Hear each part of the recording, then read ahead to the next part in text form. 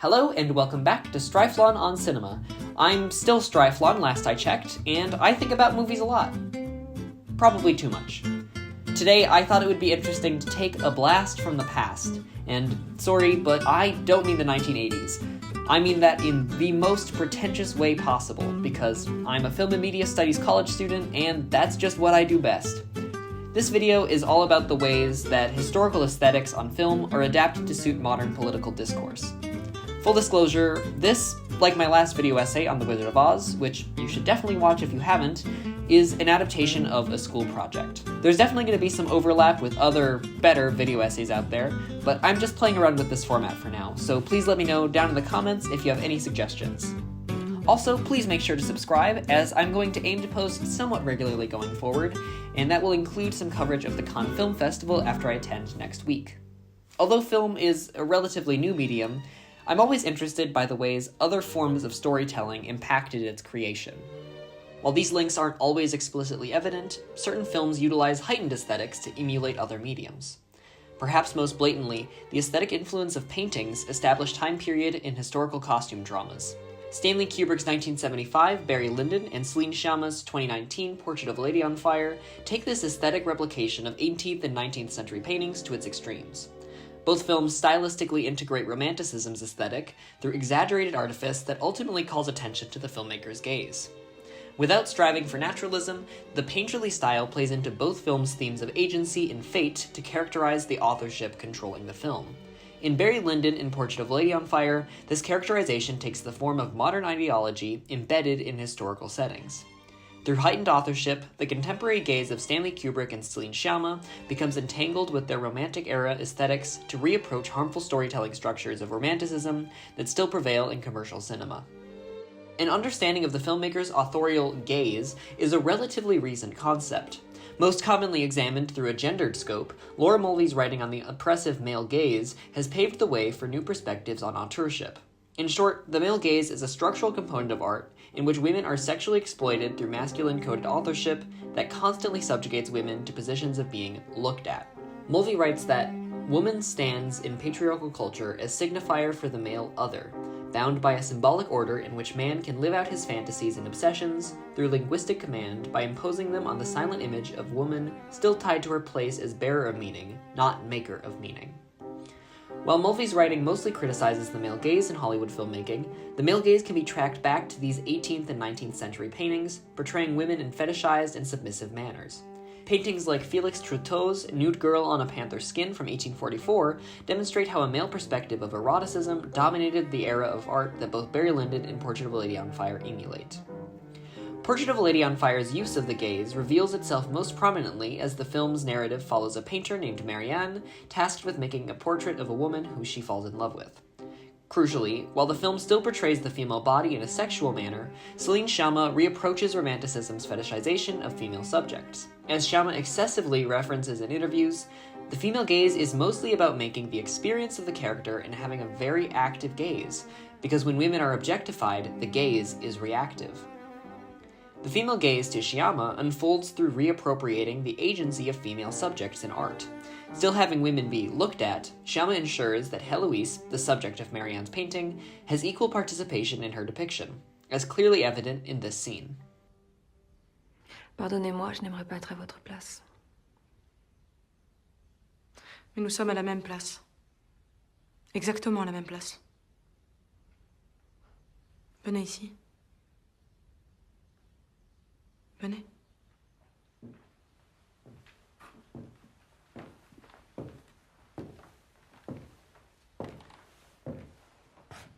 Approchez-vous.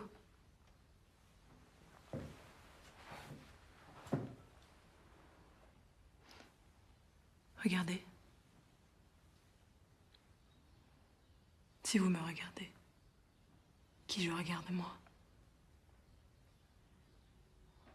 Although the idea of the gaze isn't as explicit in Kubrick's work, often falling into the male gaze that Mulvey and Sciamma both critique, Barry Lyndon similarly aims to redefine Romanticism's objectifying gaze of working and lower-class people.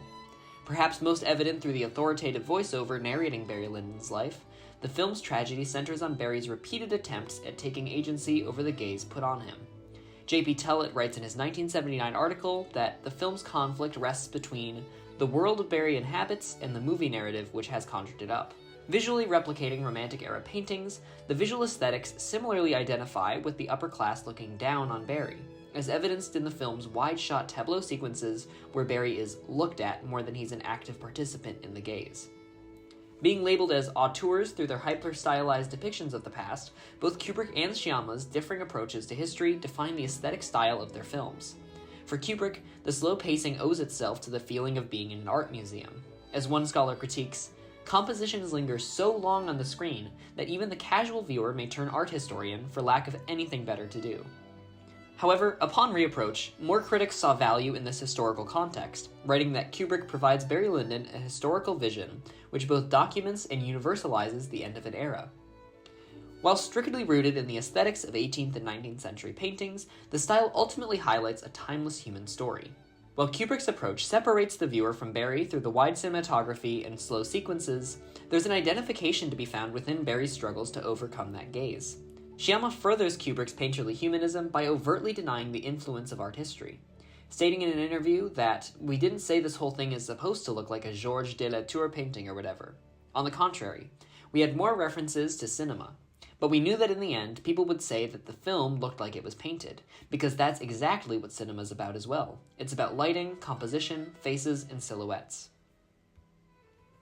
By making an argument that the filmic medium is inherently rooted in art history without the need for direct illusory references, Shyama contends with the historical setting while embracing the modernity of the filmic medium. Though the film looks and feels like a painting, Shyama's painterly aesthetic is a modern reapproach, as Heloise and Marianne literally reappropriate the painterly medium. Meanwhile, Barry Lyndon remains fixated on replicating the gaze of the past to confine its characters. In a similar vein to historical visual context, Portrait of a Lady on Fire and Barry Lyndon reapproach pre-existing narrative myths. Based on William Thackeray's novels, the gaze onto history has always been an essential piece to the Barry Lyndon figure. William Stevenson writes, "To a 20th century reader, it's clear that Thackeray's novel is the 18th century viewed through Victorian eyes. But Kubrick's film makes a reinterpretation of the story and of its era from the 20th century viewpoint." By reapproaching the original story's perspective of the 18th century, Kubrick essentially rewrites the character's mythology to suit contemporary attitudes. In both the Barry Lyndon book and film, fate acts as a central theme to this perspective looking back on history. As Barry floats through different parts of the film, taking small acts of agency, he ultimately fails to become an active participant in the upper-class gaze that confines him. Bellin Vidal writes that this narrative reveals the extent to which Barry's trajectory is not individual and romantic, but dependent on a broader movement, both historical and social, that becomes the true subject of the film. With the film's 1975 release, there's evident overlap with this framework and Kubrick's politics at the time. With the Vietnam War ending just a few months prior to the film's release, American politics were dominated by debates of freedom from the military draft. With young men unwillingly drafted into the military for the Vietnam War, it's evident how Kubrick may have embedded these values in Barry's character. Similar to Barry's constant struggle with the upper-class aristocrats controlling his life, young Americans in 1975 were fighting with a government that forced them into a war unnecessarily wasting lives. Later making a blatant critique of the Vietnam War in 1986's Full Metal Jacket, it's evident how the gaze of Kubrick's contemporary politics paved the way for his 20th century recharacterization of the Barry Lyndon narrative. Similarly, Portrait of a Lady on Fire applies the classic Greek myth of Eurydice and Orpheus as an illusory narrative motif updated for the age of third-wave feminism and queer rights. In brief, the original myth chronicles Orpheus's attempt to save his wife, Eurydice, from the underworld. However, climbing back up to the surface, looking back to ensure Eurydice is following him, would lead to Eurydice being banished to the underworld forever. The story depicts the importance of the gaze, a theme that Shyama explicitly confronts. Susie Headley and T.R. Merchant-Nugson write in their essay on the film that the myth's metadiegetic inclusion allows the characters to ask the same questions as the viewer about who has the ability to tell a story, who is allowed to look, and what this gaze means in terms of power over another. Literalizing the perceptions of history through the inclusion of historical myth allows the hypermodernism of the cinematic medium to fade away into a broader presentation of humanist storytelling. Shaped by third-wave feminism and queer rights movements, Portrait of a Lady on Fire's recreation of Orpheus's gaze as a female and queer gaze reflects a heightened 21st century female agency. In the film, the power dynamics of the artist and subject act as one in a politically progressive narrative. Shyama's contemporary politics redefine the traditionally submissive signifiers of Heloise as an active character. By being labeled both a queer and feminist film, the film reclaims the female image in cinema, utilizing painterly artifice to call attention to this process. Writing on this new approach to the female image, Shui Yan-chung comments that Portrait of a Lady on Fire represents the identities of the two female protagonists, as well as the historical voicelessness of female artists and the invisibility of lesbian identity. With third-wave feminism lasting from the 1990s through the early 2010s, the movement's focus on intersectional identities and individualism paved the way for this messaging in Shyama's film. Recognizing a historical oppression of female and queer individuals, Shyama's contemporary gaze returns agency to historically subjectified figures. Although having different approaches, the shared painterly aesthetics in both Barry Lyndon and Portrait of a Lady on Fire display how a director's authorship over a project can impact perceptions of history. Utilizing non-traditional Hollywood visual and narrative aesthetics that emulate Romantic-era paintings, the artifice calls attention to the process of creating and looking at art. While few films embrace the artistic heritage of historical mediums as explicitly as Barry Lyndon and Portrait of a Lady on Fire, utilizing cinema to approach art history allows modern voices to reappropriate oppressive themes and gazes that remain to this day. Though neither film is commercial in nature, their aesthetics leave a lasting impact as models for how cinema can remain a medium truly reflecting contemporary ideologies, while also acknowledging the influence of historical mediums and themes. Reconciling with this coexistence of modern belief and classical structure enables filmmakers like Kubrick and Shyama to redefine the artist's gaze in the varying degrees to which they control their subjects.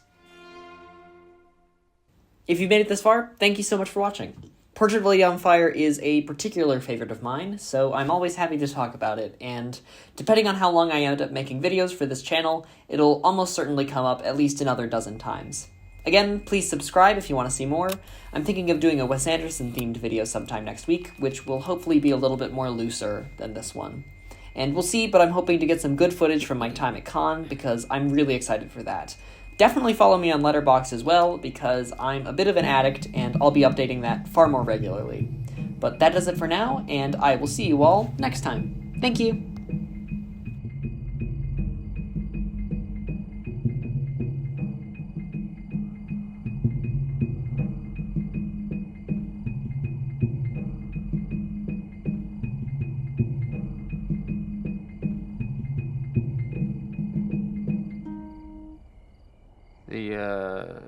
The alien stole the asteroid.